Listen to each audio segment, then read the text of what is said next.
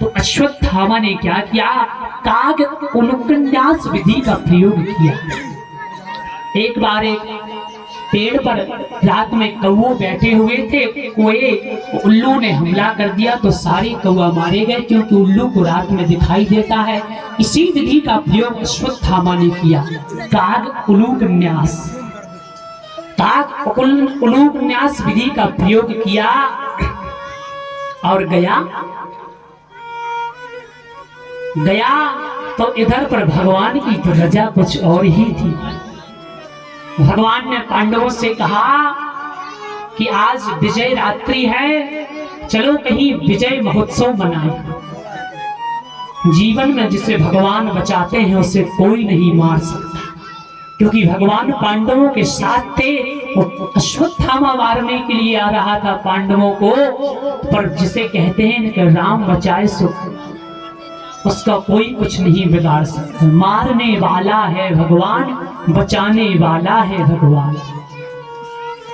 अश्वत्थामा तो गया, फिर हमारे कृष्ण कन्हैया नंदलाल यशोदानंदन ने लीला कर दी। पांडवों को कहा कि तुम हमारे साथ चलो, आज विजय रात्रि है, चलो कहीं महोत्सव मनाएं। चले गए भगवान पांडवों को लेकर, और इधर पांडवों के समान ही द्रौपदी के पुत्र, जो पांडवों के समान ही दिखने में पांडवों के जैसे ही दिखते थे, उन पांचों पांडवों की सैया पर आकर के लेट गए। ठाकुर जी तो पांडवों को बचा करके ले गए। और अश्वत्थामा जब रात्रि में आया, उसने सोचा कि पांडवों की सैया है और पांडव ही सोए हुए हैं, तो उसने पांचों पांडवों के सिर को काट करके ले आया। दुर्योधन के पास आया और कहा, मित्र, मैंने कहा था कि मैंने तुम्हारा नमक खाया है, मैं तुम्हारी मित्रता का फर्ज जरूर अदा करूंगा, और देखो तुम एक ही बात कर रहे थे, मैं पांचों पांडवों के सिर काट के ले आया। पहले तो दुर्योधन को भी आश्चर्य लगा और कहा कि ठीक है, पर जैसे ही जो सिरों पर कपड़े ढके हुए थे, कपड़ों को हटाया तो दुर्योधन चिढ़ार उठा, कहता है कि अब तो तुमने हमारे कुल में कोई पानी देने वाला भी नहीं छोड़ा। अरे मूर्ख अश्वत्थामा, ये पांडव नहीं, पांडवों के समान ही दिखने वाले द्रौपदी के पुत्र हैं।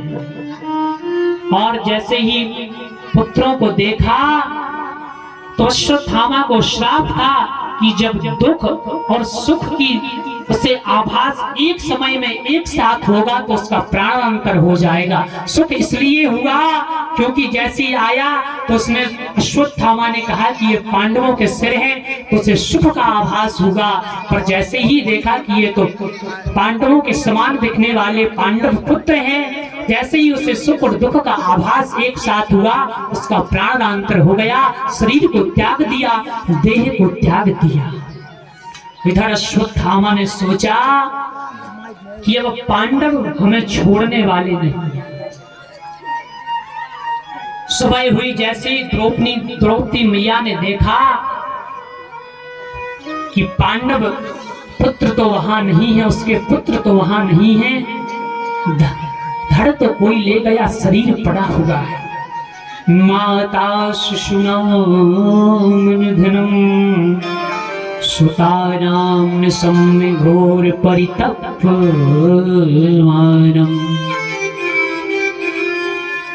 जैसे ही अर्जुन को पता चला तो अर्जुन ने अपना गांडीव धनुष उठा लिया, द्रौपदी के सामने प्रतिज्ञा की कि तुम चिंता मत करो, जिसने भी तुम्हारे पुत्रों को मारा है, मैं प्रतिज्ञा करता हूं कि जब तक उसको तुम्हारे सामने आकर नहीं रख दूंगा, नहीं मार दूंगा, तब तक अन्न जल ग्रहण नहीं करूंगा। ऐसी प्रतिज्ञा कर ली अर्जुन ने, और भगवान को साथ लेकर के अश्वत्थामा की खोज में निकल पड़े। भगवान तो सब जानते हैं, वहां ले गए जहां अश्वत्थामा था। और जैसे ही भगवान और अर्जुन को अश्वत्थामा ने आते हुए देखा तो ब्रह्मास्त्र का प्रहार किया। भगवान ने कहा, अर्जुन तुम क्यों घबराते हो, तुम्हारे पास भी ब्रह्मास्त्र, तुम भी चलाओ। तो अर्जुन ने भी ब्रह्मास्त्र का प्रयोग किया, अश्वत्थामा ने भी। और भगवान ने कहा अर्जुन तुम अपने ब्रह्मास्त्र को शांत कर लो। भगवान ने शांत करवा दिया अर्जुन के ब्रह्मास्त्र को। अश्वत्थामा को रस्सी में बांध के ले आए तो द्रौपदी मैया के पास आए।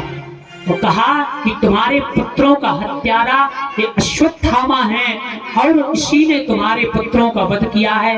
मैंने प्रतिज्ञा की थी कि मैं तुम्हारे सामने से मृत्यु दंड दूंगा। पर जैसे ही मैया ने देखा तो कहने लगी कि देखो हमारे पुत्र तो अब नहीं रहे, पर ये तुम्हारे गुरु द्रोणाचार्य का पुत्र है। इसकी माता का नाम है कृपी। और जो दुख, जो पीड़ा, जो विरह, जो वेदना मैं इस समय सहन कर रही हूं, मैं नहीं चाहती हूं कि वही पीड़ा इसकी माँ को भी भोगने लगे, माँ को भी सहनी पड़ी, माँ को भी भोगने पड़े, क्योंकि माँ का हृदय तो बड़ा कोमल होता है। द्रौपदी मैया ने सोचा हमारे साथ जो हुआ सो हुआ, पर किसी के साथ और ना हो। जीवन में प्रयास करना चाहिए कि अगर तुम्हारा कोई बुरा करे तो तुम्हें उसका बुरा नहीं करना चाहिए, ठाकुर जी के हवाले छोड़ देना चाहिए, क्योंकि जब वो बदला लेता है ना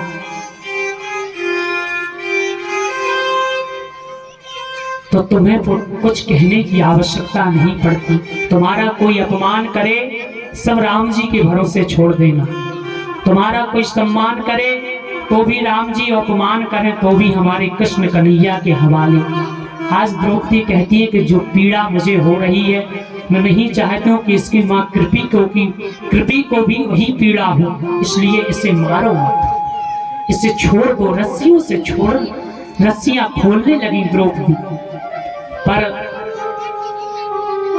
अर्जुन कहते हैं कि मैंने प्रतिज्ञा की थी कि मैं इसे तुम्हारे सामने मारूंगा, मैंने प्रण किया था और मेरे उस प्रण का क्या होगा। तो भगवान से कहते हैं कि हे ठाकुर जी अब आप ही कोई उपाय बताओ, आप तो जब से मौन खड़े हुए हो। तो भगवान कहते हैं ब्रह्म बंधुर हन्तव्या हाथ ताई बधारणः। भगवान कहते हैं कि ब्राह्मण कैसा भी हो उसके प्राणों की बलि नहीं लेनी चाहिए, अर्थात उसे मारना नहीं चाहिए, पर आतताई कैसा भी हो उसे छोड़ना नहीं चाहिए। अर्जुन ने कहा महाराज धन्य हो, तुम जब भी बोलोगे सो उल्टा ही बोलोगे। एक साइड कह रहे हो ब्रह्म बंधुर हन्तव्या, ब्राह्मण को मारना नहीं चाहिए, दूसरी तरफ कह रहे हो आतताई बधारणा, आतताई कैसा भी हो उसे छोड़ना नहीं चाहिए। एक कुछ बता दो कहने टपकाएंगे बचाएं। तो भगवान कहते हैं वो तो ठीक है, जो शास्त्र कहते हैं वो हमने बता दिया, आगे तुम्हारी मर्जी। अर्जुन कहते हैं महाराज चिंता मत कर, हमें पता है तुम हमें प्रपंच में पढ़ाते हैं, हम भी आपके ही शिष्य हैं। आपने गीता में कहा है सम्माननीय व्यक्ति का अपमान कर देना ही मृत्यु के समान होता है। कोई प्रतिष्ठित व्यक्ति हो या ब्राह्मण हो, वैसे शास्त्र कहते हैं कि ब्राह्मण को कभी मारना नहीं चाहिए, कितना भी पापी हो। तो क्या करना चाहिए? भगवान कहते हैं कि इसका अपमान कर दो। तुरंत अश्वत्थामा के सिर में जो चमचमाती हुई मणि लगी थी उसको निकाल दिया, धक्का मार करके शिविर से बाहर कर दिया। अश्वत्थामा लज्जित हो गए। जब जब भी वो इस अपमान को याद करेगा तो लज्जित, हमेशा जिंदगी भर अगर तुम किसी को मार दोगे तो वह एक बार मर जाएगा, एक ही बार लज्जित होगा, पर अगर अपमान कर दोगे तो जिंदगी भर वो तब तक तुम्हारे उस अपमान को याद करेगा, उसे वो पीड़ा, वो विरह, वो वेदना होगी। इसलिए अश्वत्थामा के सिर से मणि को खींच लिया और सिर से बाहर धक्का मार करके निकाल दिया। अश्वत्थामा ने इधर बदला लेने के लिए ब्रह्मास्त्र चलाया अभिमन्यु की पत्नी उत्तरा पर। भगवान इधर कहते हैं कि काफी समय व्यतीत हो गया है, अब हमें अपनी द्वारिका को जाना चाहिए। विदा मांगने लगते हैं भगवान सबसे। रथ पर ठाकुर जी एक पैर को रखने ही वाले थे कि तब तक पाही पाही महायोगे देव देव जगत पते। पाही पाही त्राही माम करती हुई एक स्त्री चली आ रही है और कहती है कि हे ठाकुर जी हमारी रक्षा कीजिए, हमारी रक्षा कीजिए प्रभु, हमें बचाइए। भगवान जैसे ही एक चरण रथ पर रखे हुए थे तुरंत नीचे कर लिया और कहा कि हे देवी तुम कौन हो और क्या होगा। समझ गए, उस परिचय दिया कि ये पांडवों की कुलवधू अभिमन्यु की पत्नी उत्तरा है। वो कहती है वैसे तो मैं सती होने वाली थी, पर मेरे गर्भ में बालक पल रहा है, एक शिशु पल रहा है, इसलिए मैं सती नहीं हुई।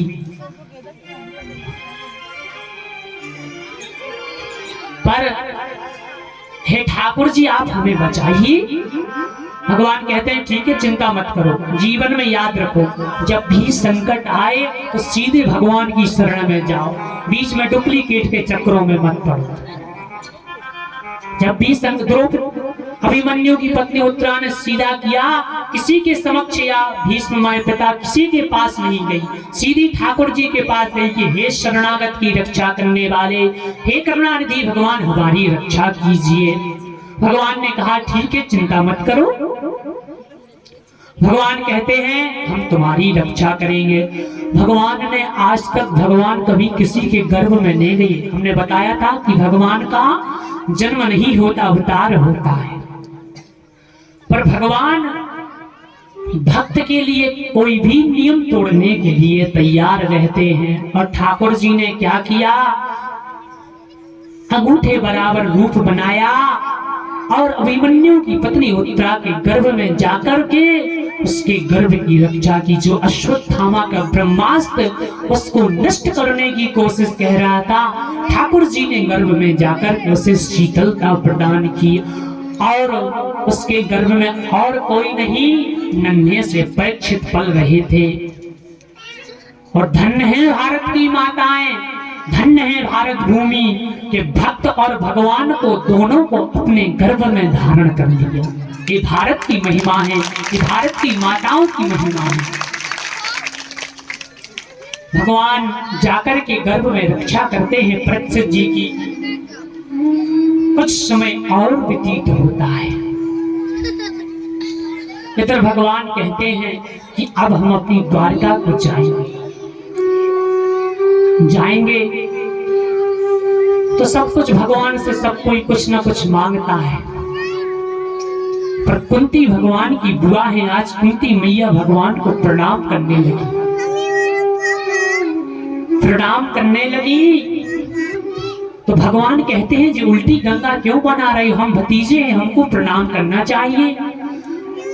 कुंती मैया कहती है प्रभु ये माया का प्रपंच आपने पूरे जीवन भर डाले रखा, अब इस माया को हटा दीजिए। मैं अपने भतीजे को प्रणाम नहीं कर रही हूँ, मैं उस परम पिता परमात्मा पूर्ण परब्रह्म को प्रणाम कर रही हूँ। कुंती मैया भगवान को प्रणाम करने लगती है और कहती है कि प्रभु आपने सब कुछ दिया, आज मैं आपसे कुछ मांगना चाहती हूँ, आज मैं तुमसे कुछ मांगना चाहती हूँ। भगवान बोले बुआ आपको क्या मांगने की आवश्यकता पड़ गई। बोले हम तो चाहते हैं कि हमें दुख मिले। भगवान कहते हैं कि आपने जीवन भर दुख भोगा, जब सुख का समय आया तो आप हमसे फिर दुख मांग रही हैं। कुंती मैया कहती हैं कि हे ठाकुर जी जब तक दुख था तब तक तो आप हमारे साथ रहे, पर जब आज सुख की घड़ियां आई हैं तो आप छोड़ करके जा रहे हैं। ऐसा सुख किसी काम का नहीं है जिसमें भगवान का साथ ना हो। सुख में सुमरन सब करे, दुख में करे न कोई, जो सुख में सुमरन करे सो दुख काहे को होय। सुख के माथे दिल पड़े, जो हरि हृदय से जाए, बलिहारी दुख के जो पल पल नाम रटा, सुख भी मुझे प्यारे दुख भी मुझे प्यारे हैं, तो छोड़ो मैं किसे, छोड़ो मैं किसे भगवान, दोनों ही तुम्हारे हैं। छोड़ो मैं किसे, छोड़ो मैं किसे भगवान, दोनों ही तुम्हारे हैं। सुख भी मुझे प्यारे हैं, दुख भी मुझे प्यारे हैं, दुख भी मुझे प्यारे हैं। छोड़ो मैं किसे, छोड़ो मैं किसे भगवान, दोनों ही तुम्हारे हैं। छोड़ो मैं किसे, छोड़ो मैं किसे भगवान, दोनों ही तुम्हारे हैं।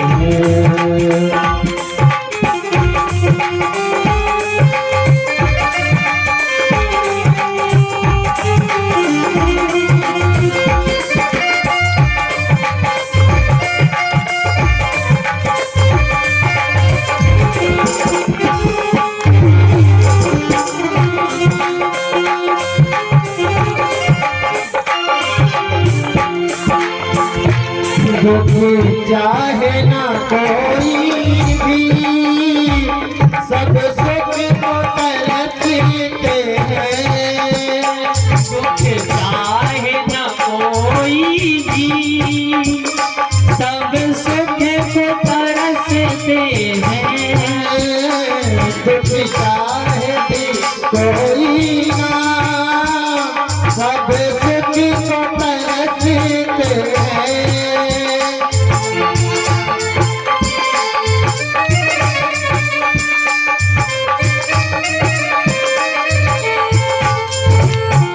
सुख में सब हंसते हैं, दुख में सब रोते हैं।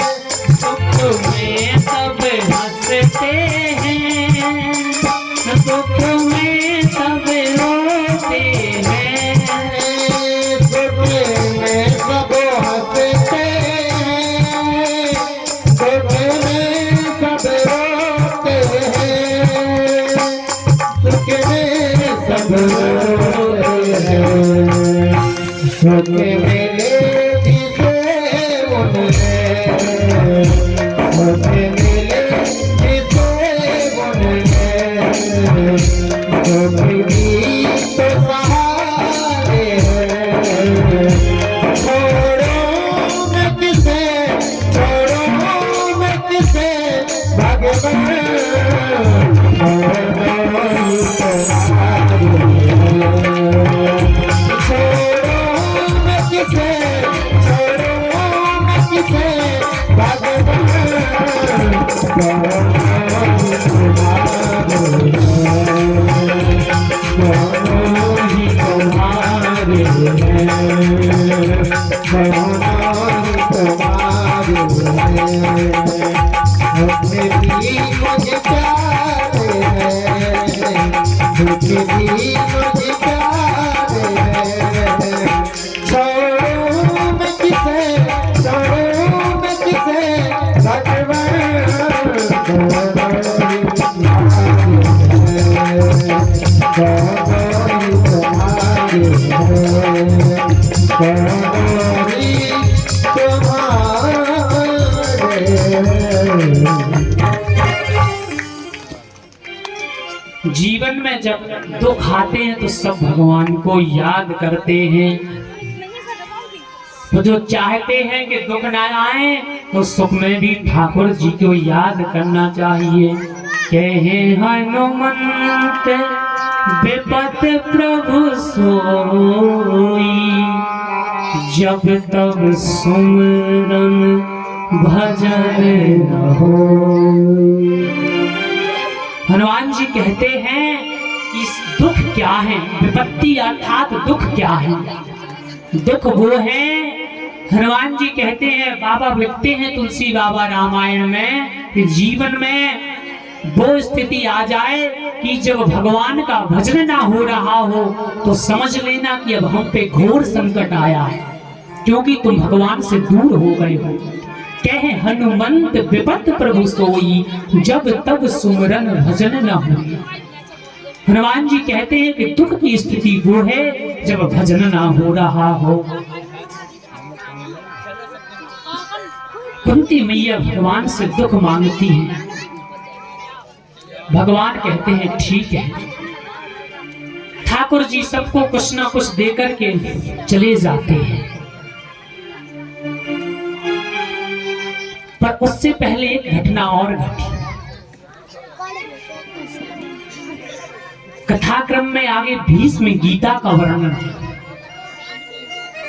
भगवान युधिष्ठिर के साथ भीष्म पितामह भीष्म जी के पास जाते हैं, जिनको इच्छा मृत्यु का वरदान प्राप्त था। और जैसे ही भगवान गए तो सबसे पहले अर्जुन आगे गए, तो अर्जुन से कहते हैं कि तुम्हारे वो सखा कहाँ हैं जिन्हें तुम कभी गुरु बना लेते हो, कभी सखा बना लेते हो, वो कहाँ हैं? भगवान कहते हैं दादाजी हम पीछे ही हैं, बताओ क्या हुक्म है? पितामह भीष्म बाणों की सैया पर लेटे हुए थे।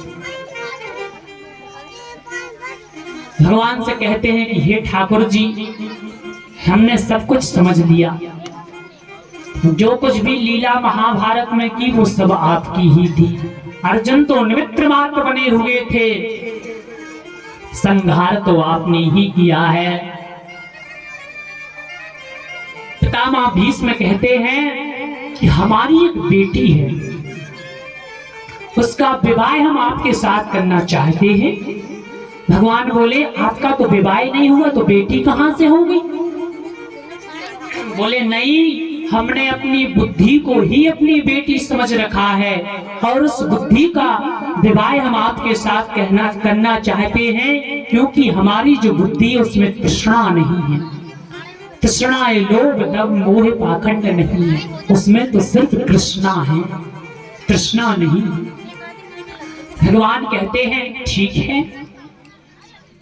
और आगे वार्तालाप होता है तो ठाकुर जी कहते हैं, ठाकुर जी से कहते हैं कि आपको इच्छा मृत्यु का वरदान प्राप्त है।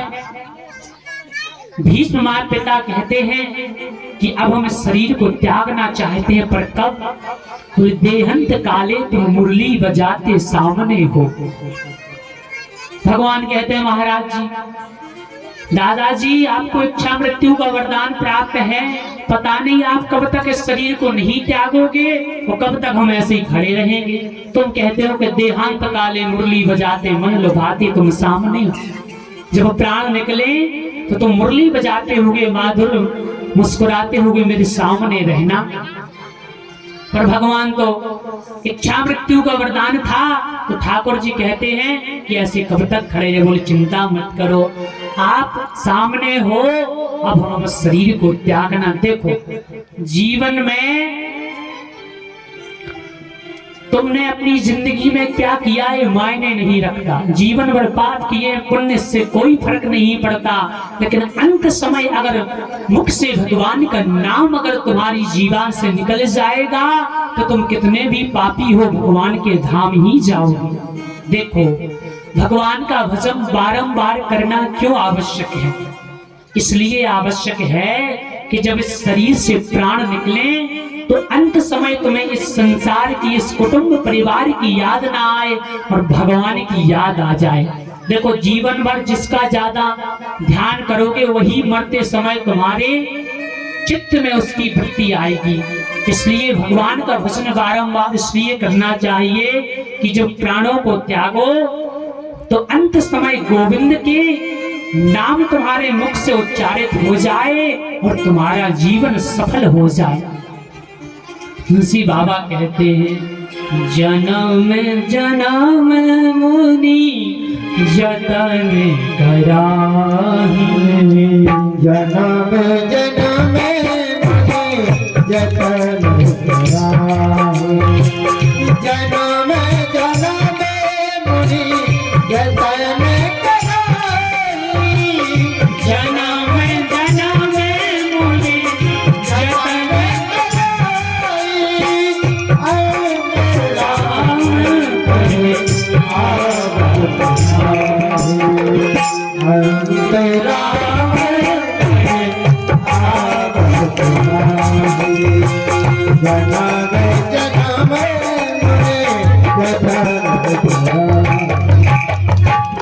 बड़े बड़े सिद्ध योगी मुनिंद संत महात्मा जीवन भर तपस्या करते हैं और सोचते हैं कि अंत समय भगवान का नाम इस वाणी से निकल जाए तो जीवन धन्य हो जाएगा। पर जन्म जन्म मुनि जतन कराही, अंत राम कहीं आवत नाही। तुम लोग हंस रहे हो, कौन ड्रामा चल रहा हो, कथा चल रही। जब हंसी की बात हो तो हंसना चाहिए। आपस में लगी हमारी कथा अलग इनकी अलग चल रही है। सुन लियो गौर से, कृपा करो कछु हम पे। सामने बैठे सब हंस रहे एक दूसरे हम देख के। जब हास्य की बात हो तो हास्य भाव होना चाहिए। समझ नहीं आएगी प्रसाद दिन राधे राधे फिर राधे आए तो हम ऊपर ब्याज जी मन कथा अच्छी कहा अब ब्याज जी का कर ले। बेचारे 5 घंटा 4 घंटा लगे रगड़ रगड़ के बोले जे हमारे भैया है पसीना आए काल ऐसी भाई जी दशा, और फिर भी तुम लोग अपने हास्य भाव में लगे।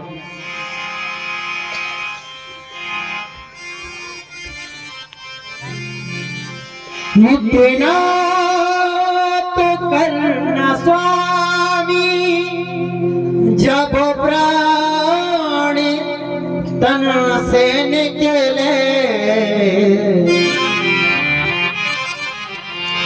इतना तो करना स्वामी, जब प्राण तन से निकले,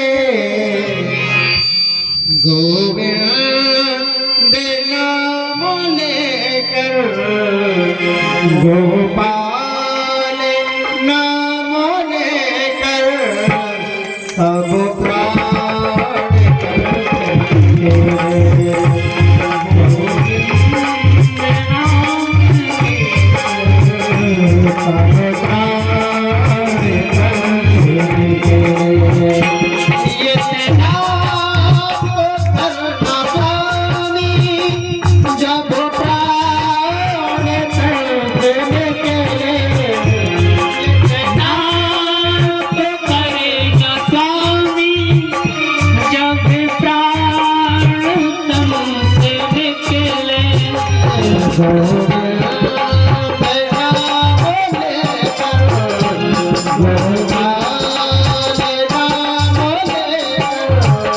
सब प्राण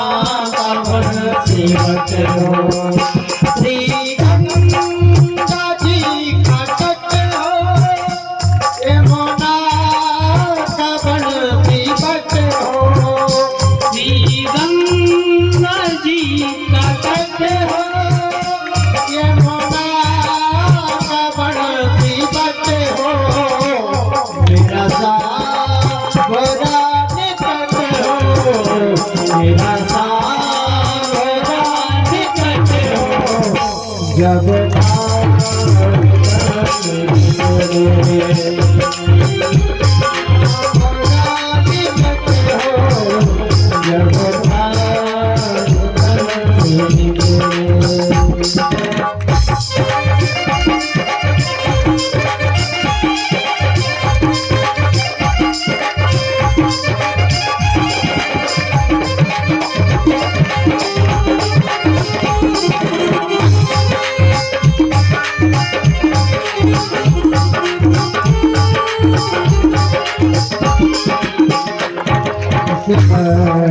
जल्दी आना, मत श्याम भूल जाना। उसके पास जल्दी आना,